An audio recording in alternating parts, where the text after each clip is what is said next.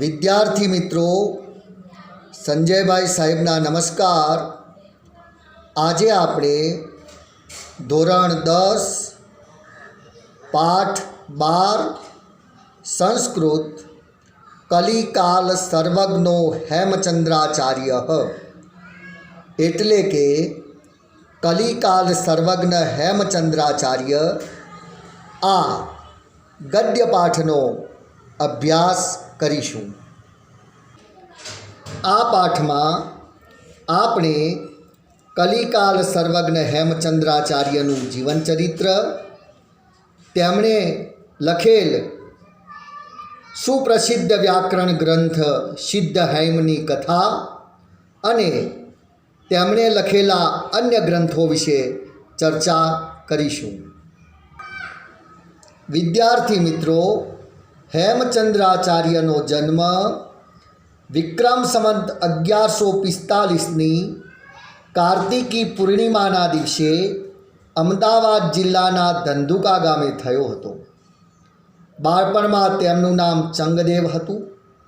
માત્ર 8 વર્ષની વયે ખંભાત મુકામે દેવચંદ્ર સુરીજી મહારાજ પાસેથી તેમણે દીક્ષા લીધી હતી. ત્યારબાદ તેઓ સોમચંદ્ર નામે જાણીતા બન્યા હતા.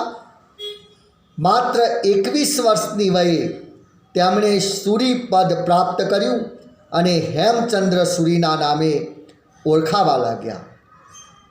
આમ જ્ઞાન અને વિદ્યાની વિશાળ સમૃદ્ધિના કારણે હેમચંદ્રાચાર્યે કલિકાલ સર્વજ્ઞનું બિરુદ આપવામાં આવ્યું છે.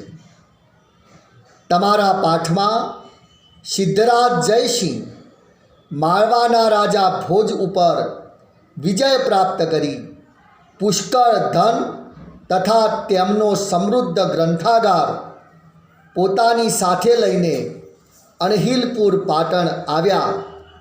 ત્યારબાદ શું બન્યું તેનો અભ્યાસ સરળ અનુવાદમાં આપણે કરીશું.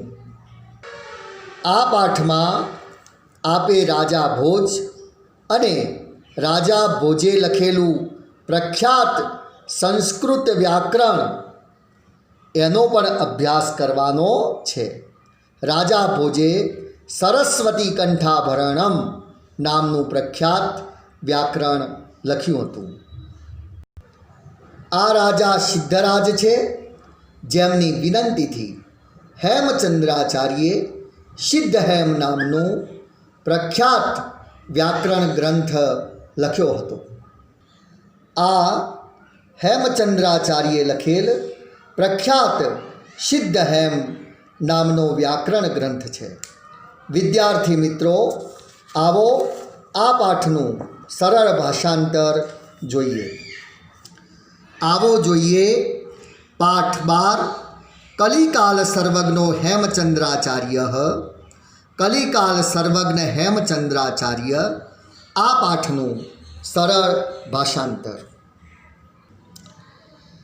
વિક્રમસ્ય દ્વાદશ્યામ શતાબ્દ્યામ વિક્રમાદિત્યની 12મી સદીમાં સિદ્ધરાજ જયસિંહ સિદ્ધરાજ જયસિંહે માલવ વિજયમ કૃતવાન માલવ પ્રદેશ પર વિજય પ્રાપ્ત કર્યો. વિજયા અનંતરમ વિજય પછી જયસિંહ દ્રુપતે યશોવર્મણ રાજા યશોવર્માનું સર્વમ ધનમ ગૃહીત્વા સઘળું ધન લઈને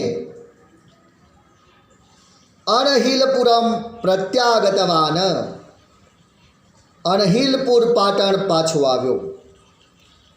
ધનેન સહ ધન સાથે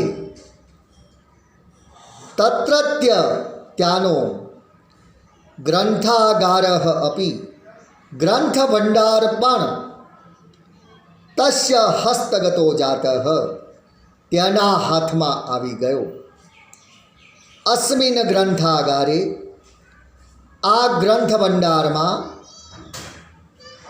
બહવો અનુપમાહ ઘણા બધા અજોડ ગ્રંથાહ આસન, ગ્રંથો હતા. તેષુ તેમાં ભોજેન વિરચિતમ, રાજા ભોજે રચેલું, સરસ્વતી કંઠાભરણ નામના, સરસ્વતી કંઠાભરણ નામે પ્રસિદ્ધ ભોજ વ્યાકરણમ અપી એકતમમ આસીત. ભોજ વ્યાકરણ પણ એક હતું. એકવાર સિદ્ધરાજ વિચારપથમ આરૂઢ, સિદ્ધરાજ વિચારે ચડ્યો. સહ અચિંતયત, તેણે વિચાર્યું.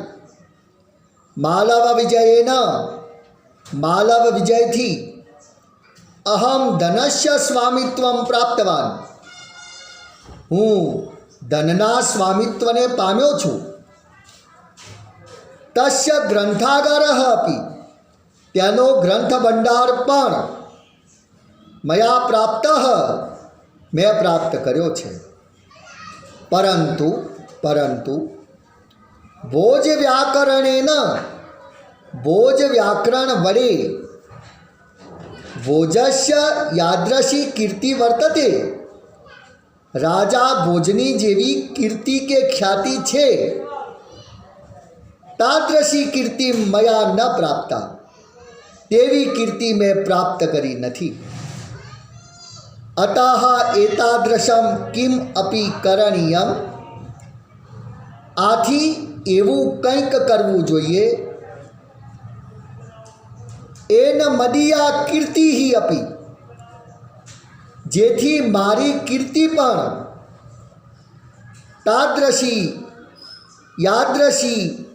તાદૃશી ભવેત, યાદૃશી ભોજસ્ય અસ્તિ, તેથી મારી કીર્તિ પણ તેવી થાય જેવી રાજા ભોજની છે.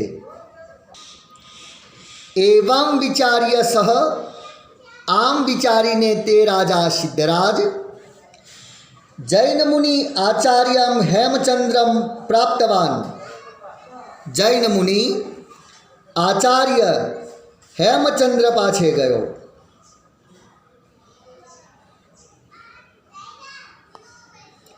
ચ નિવેદિતવાન, અને નિવેદન કર્યું. અયી આચાર્યવર્યાઃ, હે આચાર્ય મહોદય, ભવંતો આપ શ્રી ભોજ વ્યાકરણ સદૃશમ, ભોજ વ્યાકરણ જેવું વ્યાકરણમ વિરચયંતુ, એક વ્યાકરણ રચો. એન, જેનાથી ભવતામ ચ મમ કીર્તિ અમરા ભવેત ઇતિ, જેનાથી આપની તેમજ મારી કીર્તિ અમર થઈ જાય. ટૂંકમાં રાજા સિદ્ધરાજ રાજા ભોજે લખેલું સરસ્વતી કંઠાભરણમ નામનું નાટક જુએ છે. ત્યારબાદ રાજા સિદ્ધરાજ હેમચંદ્રાચાર્યને વિનંતી કરે છે કે આપ પણ રાજા ભોજ જેવું એક ઉત્તમ વ્યાકરણ રચો, જેનાથી આપની અને મારી કીર્તિ અમર બની જાય. સિદ્ધરાજસ્ય જયસિંહસ્ય નિવેદનેન પ્રેરિતાઃ, સિદ્ધરાજ જયસિંહના નિવેદનથી પ્રેરણા પામેલા હેમચંદ્રાચાર્યે એક અપૂર્વ વ્યાકરણ ગ્રંથમ રચિતવંતઃ, એક અપૂર્વ વ્યાકરણ ગ્રંથ રચ્યો. સહ સિદ્ધહૈમ વ્યાકરણમ ઇતિ નામના પ્રસિદ્ધ અસ્તિ, તે ગ્રંથ સિદ્ધહૈમ વ્યાકરણમ એ નામે પ્રસિદ્ધ છે. અસ્મિન અષ્ટૌ અધ્યાયાઃ સન્તિ, આમાં 8 અધ્યાયો છે. તેષુ પ્રારંભિકેષુ 6 અધ્યાયેષુ, તેમાં શરૂઆતના 6 અધ્યાયોમાં સંસ્કૃત ભાષાનું અંતિમયોહો દ્વયોહો અધ્યાયયોહો અને છેવટના 2 અધ્યાયોમાં પ્રાકૃત ભાષાણાંચ વ્યાકરણમ અપી અસ્તિ અને છેવટના 2 અધ્યાયોમાં પ્રાકૃત ભાષાઓનું વ્યાકરણ પણ છે. આપ જુઓ, રાજા સિદ્ધરાજથી પ્રેરાયેલા હેમચંદ્રાચાર્યે સિદ્ધહેમ નામે અપૂર્વ વ્યાકરણ ગ્રંથ લખ્યો.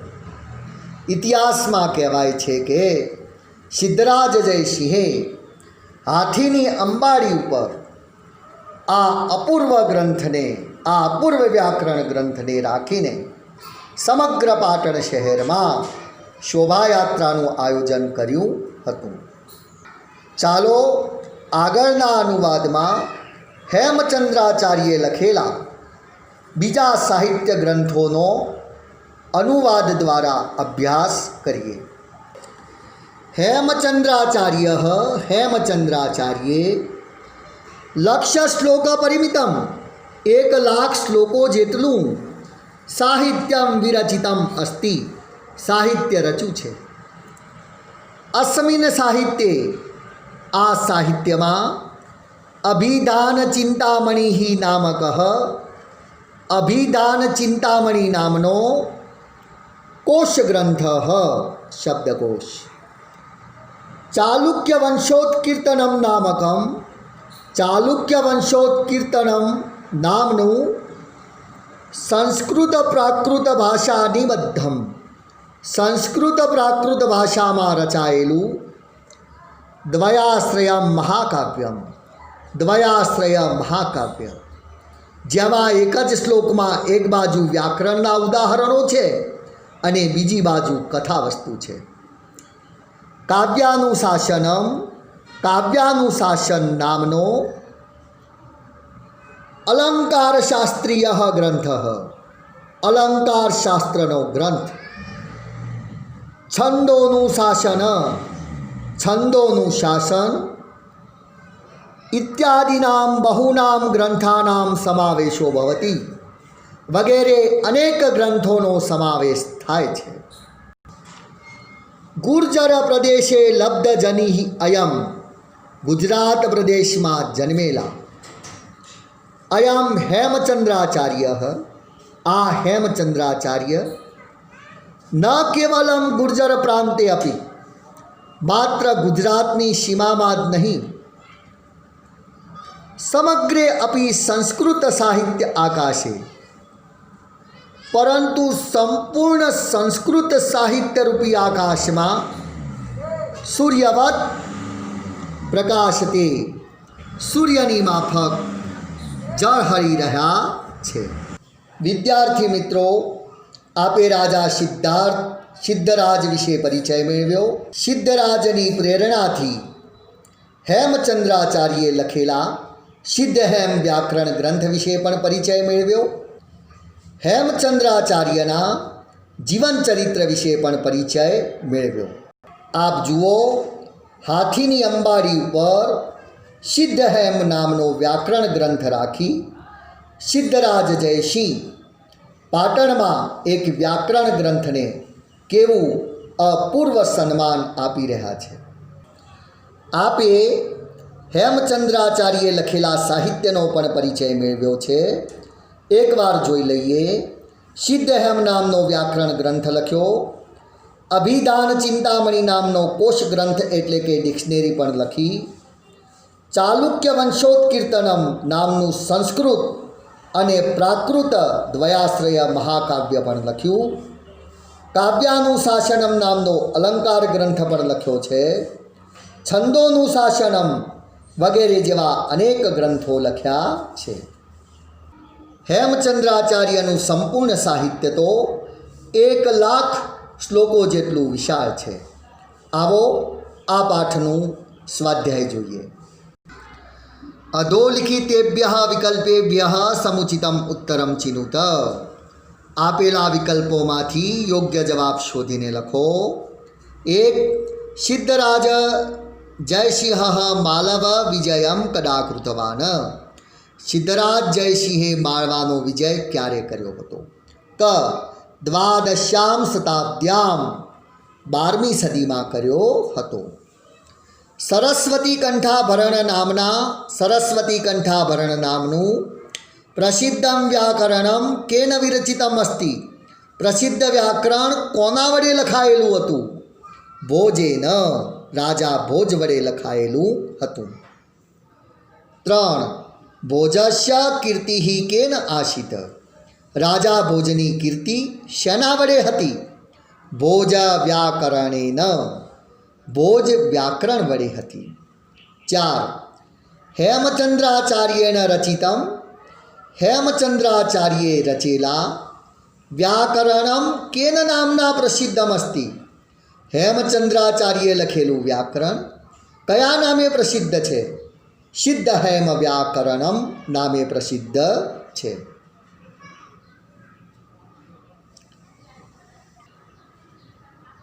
આગળ જોઈશું. સિદ્ધ હેમ વ્યાકરણે કતિ અધ્યાયા સંતિ. સિદ્ધ હેમ વ્યાકરણમાં કેટલા અધ્યાયો છે? અષ્ટૌ 8 અધ્યાયો છે. હેમચંદ્રાચાર્યેણ રચિતમ સાહિત્યમ. હેમચંદ્રાચાર્યે રચેલું સાહિત્ય ખાલી જગ્યા વર્તતે લગભગ કેટલું છે? લક્ષ્ય શ્લોક પરિમિતમ. 1,00,000 શ્લોકો જેટલું. આગળનો પ્રશ્ન 7મો. હેમચંદ્રાચાર્યેણ વિરચિતસ્ય. હેમચંદ્રાચાર્યે લખેલા કોશગ્રંથસ્ય નામ કિમ અસ્તિ. કોશગ્રંથસ્ય એટલે શબ્દકોશનું નામ શું છે? તો અભિધાન ચિંતામણી. આવો વિદ્યાર્થીઓ પ્રશ્ન 2 જોઈએ. એક વાક્યના સંસ્કૃત ભાષાયા ઉત્તરત. એક વાક્યમાં સંસ્કૃત ભાષામાં જવાબ આપો. જયસિંહ કમ નૃપતિમ પરાજિતવાન. જયસિંહે કયા રાજાને પરાજય આપ્યો? તો જયસિંહ યશોવર્માનમ નૃપતિમ પરાજિતવાન. રાજા યશોવર્માને પરાજય આપ્યો. 2. ભોજેન વિરચિતમ વ્યાકરણમ. રાજા ભોજે લખેલું વ્યાકરણ કેન નામના પ્રસિદ્ધમ અસ્તિ. કયા નામે પ્રસિદ્ધ છે? કેન નામનાની જગ્યાએ સરસ્વતી કંઠાભરણ નામના લખો. જવાબ આવશે ભોજેન વિરચિતમ વ્યાકરણમ સરસ્વતી કંઠાભરણ નામના પ્રસિદ્ધમ અસ્તિ. પૂર્ણ વિરામ મૂકીશું. કસ્ય નિવેદનેન પ્રેરિતા. કોના નિવેદનથી પ્રેરાયેલા? હેમચંદ્રાચાર્યા વ્યાકરણ ગ્રંથમ રચિતવંતઃ. કોના નિવેદનથી પ્રેરાયેલા હેમચંદ્રાચાર્યે એક વ્યાકરણ ગ્રંથની રચના કરી હતી? તો કસ્ય નિવેદનેનની જગ્યાએ સિદ્ધરાજ જયસિંહસ્ય નિવેદનેન પ્રેરિતા હેમચંદ્રાચાર્યા વ્યાકરણ ગ્રંથમ રચિતવંતઃ. સિદ્ધરાજ જયસિંહના નિવેદનથી પ્રેરાયેલા હેમચંદ્રાચાર્યે વ્યાકરણ ગ્રંથની રચના કરી હતી. સિદ્ધ હેમ વ્યાકરણસ્ય. સિદ્ધ હેમ વ્યાકરણના 6 અધ્યાયેષુ 6 અધ્યાયોમાં કસ્ય વ્યાકરણમ વર્તતે. કઈ ભાષાનું વ્યાકરણ છે? તો કસ્ય વ્યાકરણની જગ્યાએ સંસ્કૃતસ્ય વ્યાકરણમ. તો સિદ્ધ હેમ વ્યાકરણસ્ય 6 અધ્યાયેષુ સંસ્કૃતસ્ય વ્યાકરણમ વર્તતે. સિદ્ધ હેમ વ્યાકરણના શરૂઆતના 6 અધ્યાયોમાં સંસ્કૃત ભાષાનું વ્યાકરણ છે. હેમચંદ્રાચાર્યેણ રચિતસ્ય. હેમચંદ્રાચાર્યે રચેલા અલંકાર શાસ્ત્રીય ગ્રંથસ્ય નામ કિમ અસ્તિ. ગ્રંથનું નામ શું છે? કાવ્યાનુશાસનમ અસ્તિ. તો હેમચંદ્રાચાર્યેણ રચિતસ્ય અલંકાર શાસ્ત્રીયસ્ય ગ્રંથસ્ય નામ કાવ્યાનુશાસનમ અસ્તિ. પ્રશ્ન 3. छंदी विच्छेदम कुरुत, संधि छोड़ो। ग्रंथागारोपि, ग्रंथागार वत्ता अपि। कीर्ति वर्तते, कीर्ति ही वत्ता वर्तते। व्याकरणम व्याकरणप्यस्ति, व्याकरणम वत्ता अपि वत्ता अस्ति। प्राकृतभाषाणां च, प्राकृतभाषाणां वत्ता च। लब्धजनिरयं, लब्धजनि ही वत्ता अयम। प्रश्न 4, रेखांकित पदानां स्थाने, रेखांकित शब्दोना स्थाने कर्तरी भूतकृदंतस्य योग्यम रूपम लिखत। कर्तरी भूतकृदंतनु योग्य रूप लखो। विद्यार्थी मित्रों, ભૂતકાળના અહીં વાક્ય ભૂતકાળના રૂપમાં આપેલું છે। કર્તરી ભૂતકૃદંતનું ક્રિયાપદ લગાવીએ તો પણ અર્થમાં કોઈ ફરક પડતો નથી। કર્તરી ભૂતકૃદંતનું રૂપ લગાવવામાં આવે તો પણ અર્થ એક જ થાય છે। જેમ કે વિજયા અનંતરમ જયસિંહ અણહિલપુરમ પ્રત્યાગચ્છત। વિજય પછી જયસિંહ અણહિલપુર પાછા આવ્યા। આને કર્તરી ભૂતકૃદંતનું પ્રત્યાગતવાન રૂપ લગાવીએ તો પણ અર્થ એક જ થાય છે। આ રીતે લગાવી શકાય। વિજયા અનંતરમ જયસિંહ અણહિલપુરમ પ્રત્યાગતવાન। બીજું, એકદા સિદ્ધરાજ અચિંતયત। આને આ રીતે પણ લખી શકાય। કર્તરી ભૂતકૃદંતમાં એકદા સિદ્ધરાજ ચિંતિતવાન। સહ હેમચંદ્રસ્ય સમીપમ અગચ્છત। તે હેમચંદ્રાચાર્યની પાસે ગયો। આને આ રીતે પણ કહી શકાય। સહ હેમચંદ્રસ્ય સમીપમ ગતવાન।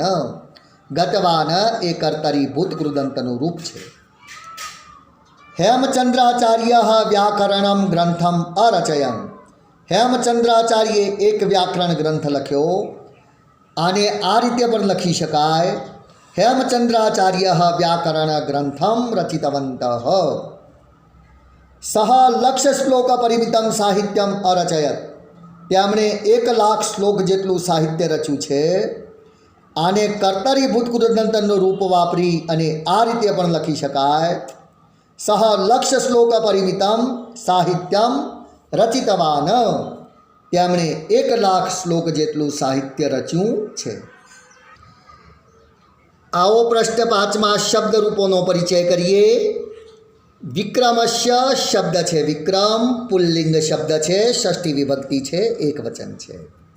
एज रीते शताब्द्याम शताब्दी शब्द है, स्त्रीलिंग है, सप्तमी विभक्ति है, एक वचन है।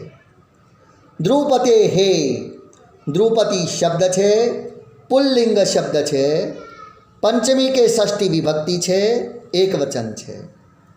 धने न मूल धन शब्द है, नपुंसकलिंग है, तृतीया विभक्ति है, एक वचन है।